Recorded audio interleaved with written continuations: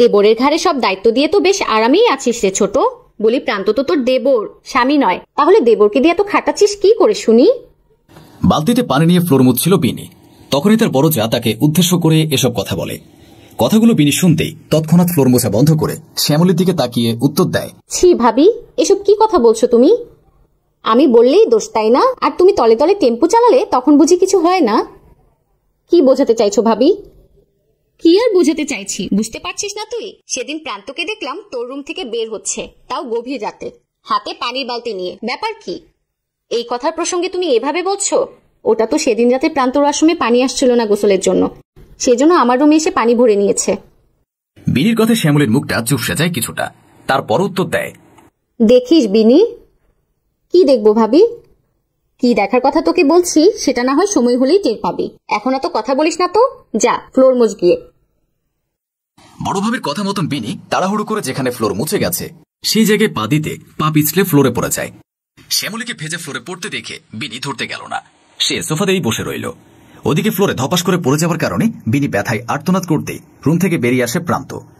বিনিকে দেখে যা বোঝার বুঝে গিয়ে সে ভেজা ফ্লোর থেকে হাত দিয়ে বিনিকে উঠিয়ে শুকনো জায়গায় দাঁড় করিয়ে বলল, কি ভাবি, দেখে শুনে কাজ করবে তো নাকি? নির্ঘাত কোমরে অনেক ব্যথা পেয়েছো তাই না? ও তেমন কিছু না, তুমি চিন্তা করো না আমাকে নিয়ে। আমি এই বাকি ফ্লোরটুকু মুছে এমনিতেও রুমে চলে যাব, আমার আর তেমন কোনো কাজও নেই। মানে কি ভাবি, এই ব্যথা পাওয়া কোমর নিয়ে তুমি যদি এখন নুইয়ে নুইয়ে আবার ফ্লোর মুছতে যাও তাহলে তো ব্যথা বাড়বে বই কি, কমবে না।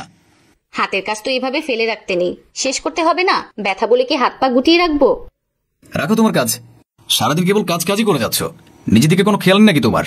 আগে নিজে ঠিক থাকলে তো পরে কাজ করতে পারবে। প্রান্ত বিনিকে আর কিছু বলার সুযোগ না দিয়ে সে পানি ভর্তি বালতি নিয়ে গিয়ে রেখে আসে। তারপর আবারও বিনির কাছে গিয়ে দাঁড়াতেই বিনি বলে উঠল, বালতি রেখে আসলে? রেখে আসতে তো তুমি ব্যথা নিয়ে নুইয়ে নিয়ে কাজ করতে। ও কিছু হতো না প্রান্ত, তুমি খামোখাই এত চিন্তা করছো আমার জন্য, যার কোনো প্রয়োজনই নেই।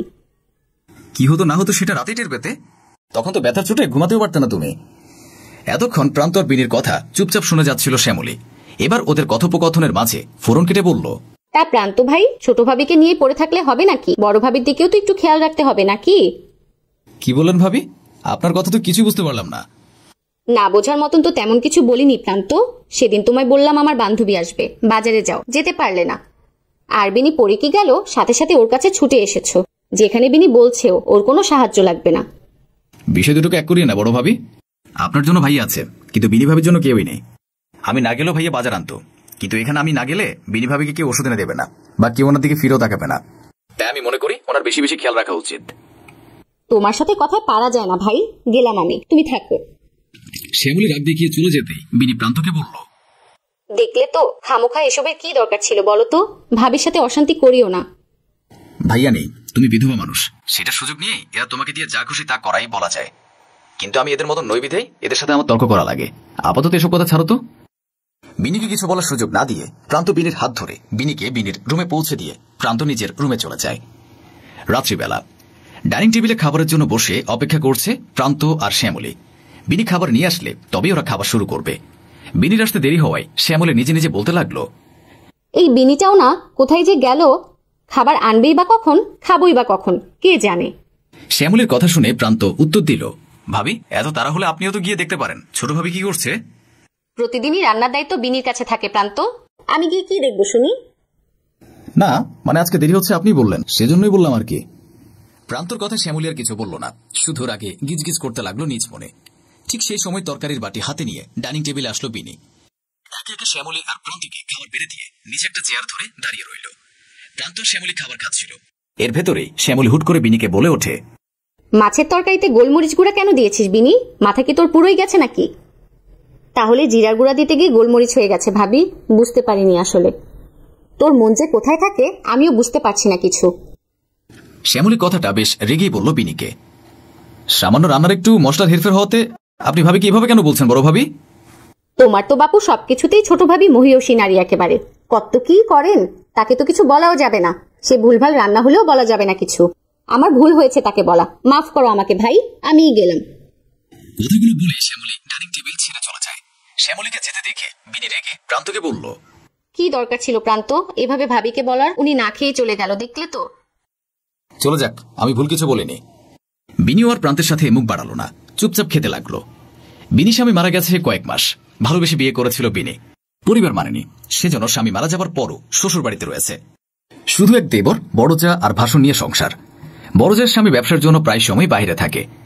তখন ঘড়িতে প্রায় 12টা বাজে। রাত্রিবেলা রাগ দেখিয়ে না খাওয়ার কারণে এখন শ্যামলের পেট খিদেই চৌচো করছে। ঘুম আসছিল না, সেজন্য এক প্রকার বাধ্য হয়েই উঠে এসেছে খাবারের উদ্দেশ্যে। ঠিক সেই সময় চোখ যায় বিনির ঘরে লাইট জ্বলছে। বিনি সাধারণত সবাইকে খাবার দেবার পর 10টার পর আর জেগে থাকে না, অথচ 12টার পরেও আজকে জেগে রয়েছে। ব্যাপারটা মোটেও সুবিধা লাগলো না শ্যামলের। নিজের খিদে ভুলে গিয়ে পা টিপে টিপে বিনির রুমের দিকে যেতেই সেখানে প্রান্তকে দেখতে পায় বিনির পাশে বসা অবস্থায়। শ্যামলের মাথায় তখন প্রান্তর বলা সমস্ত কথা গিজগিজ করছিল। যেভাবে প্রান্ত শ্যামলীকে রাতে অপমানজনক কথা বলেছে, শোধ নেবার মোক্ষম সময় পেয়ে গেছে শ্যামলী। বিনির রুমে ঢুকতে ঢুকতে হাহুতাশ করে বলতে লাগে, তোর স্বামী নেই বলে তুই গভীর রাতে দেবরকে রুমে ঢুকিয়ে কুকর্ম করছিস বিনি? হায় আল্লাহ, এ কি দৃশ্য দেখলাম আমি। বড় ভাবির এরকম কথা শুনে বিনি শোয়া থেকে উঠে বসে বলে, ছি ভাবি, তুমি আবারও এসব বাজে কথা বলছো আমাকে। বাজে কথা কি শুনি? চোখের সামনে দেবর ভাবির রাতে লীলা খেলা দেখতে পাচ্ছি, তবুও কিছু বলবো না? মুখ সামলে কথা বলুন ভাবি। কিসের লীলা খেলা? কথা কোন লেভেলে বলছেন আপনি? বুঝলাম না। তোমরা করতে পারো, তাতে কোনো দোষ নেই, আর আমি বললেই দোষ। আমরা কি করেছি আপনি এভাবে বলতে পারেন না? কেন? স্বামী না থাকায় স্বামীর অভাব দেবর দিয়ে পূরণ করছে মাঝরাতে। শ্যামলের কথা শুনে বিনি দোকান চেপে ধরে বলে, ছি ভাবি, দোহাই লাগে, চুপ করো তুমি। বড় ভাবি, ছোট ভাবির জ্বর উঠেছে, আমি এসে দেখে ফ্লোরে পড়ে আছেন উনি। আমি ধরাধরি করে রুমে এনে মাথায় জলপট্টি দিয়ে দিচ্ছিলাম। বিশ্বাস না হলে বাটি দেখুন, আর আপনি এসব বলছেন? শাক দিয়ে আর মাছ ঢাকতে হবে না বাচ্চা, কালকে সকাল হলে আমি এলাকার মেম্বার ডাকিয়ে তোমাদের বিচার করব। শ্যামলের কথা শুনে বিনি ভয়ে কান্না করে দিয়েছে। ঠিক এই সময় প্রান্ত বলল, আচ্ছা বড় ভাবি, নিজের স্ত্রীর রুমে যদি আমি এই সময় যেতাম তাহলে তো কোনো সমস্যা হতো না, তাই না? বউয়ের রুমে গেলে সমস্যা কিসের? তাহলে ধরে নিন বিনি আজ থেকে আমার ভাবি নয়, আমার বিবাহিত স্ত্রী। হ্যাঁ, কালকে বাড়িতে কাজে এনে আমি বিনিকে বিয়ে করব। প্রান্তর কথা শুনে শ্যামলী অবাক হয়ে ভ্রুকুচকে জিজ্ঞেস করে, কি বলছো কি তুমি এসব? নিজের ভাইয়ের বউকে বিয়ে করবে প্রান্ত? ইসলামে নিজের চাচিকেও বিয়ে করা যায় যাচ্ছে ভাবি। সেখানে বিনি আমার মৃত ভাইয়ের স্ত্রী। আমি চাইলে বিয়ে করতে পারি, আমি অ্যাডাল্ট, কেউ আমাকে আটকাতে পারবে না, এমনকি আপনি বা বড় ভাইও না। আশা করি এবার থেকে বিনির সাথে সঞ্জে কথা বলবেন। প্রান্তের এরকম কথা শুনে শ্যামলী মুখ বেঁকিয়ে উত্তর দেয়, থাকবো তো একই ছাদের তলায়, দেখবো বিয়ের পরও এই প্রীতি কোথায় থাকে, তখন বলবো যা বলার। এখন তো বলতে পারছি না। তবে প্রান্ত, একটা কথা কি জানো, ভাবিয়া করিও কাজ, করিয়া ভাবিও না। বলে আবারও মুখ বেঁকিয়ে শ্যামলী বিনির রুম ছেড়ে চলে যায়।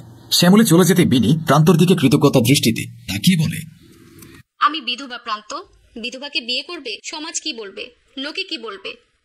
দরকার পড়লে তাই করব। এমনিতেও মানুষ হিসেবে তোমার তুলনা হয় না, আর এই যুগে এরকম একটা মেয়েকে আমি নিজের বউ করা থেকে বঞ্চিত হতে চাই না। কালকে বিয়ের জন্য প্রিপারেশন নাও।